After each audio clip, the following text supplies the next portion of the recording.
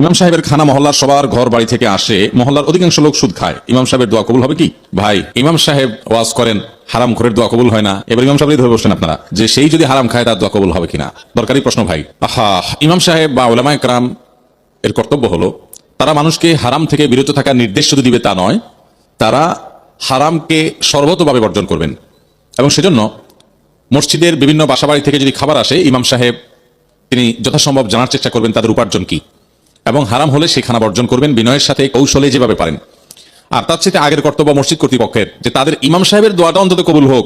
সবই যদি হারাম খোর হইয়া দোয়াটা কবুলের রাস্তা সব বন্ধ হয়ে যায়, একটা লোকরে দিয়ে একটু দোয়া করাবেন বা তার কাছে দোয়া চাইবেন, এই দোয়া চাওয়ার রাস্তাটাও যদি শেষ হয়ে যায়, তাহলে যাবেন কোন দিকে? অন্তত ইমাম সাহেবকে অন্তত পাপ মুক্ত, হারাম খাবার মুক্ত রাখেন। সেজন্য কর্তৃপক্ষের উচিত হালাল খোর দেখে দেখে তাদের বাসায় খানা দেওয়া, হারাম খোরদের বাসায় ইমাম সাহেবের খানা না দেওয়া। মুশকিল হলো হালাল খোরের চাইতে এখন হারাম খোরের সংখ্যা অনেক।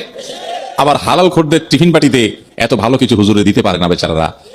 হুজুরও অনেক সময় হারাম খোরের টিফিন বাটির আইটেম দেখে খুশি থাকে অনেক সময়। আল্লাহ তাআলা আমাদের সবাইকে হেদায়েতের তৌফিক নসিব করুন।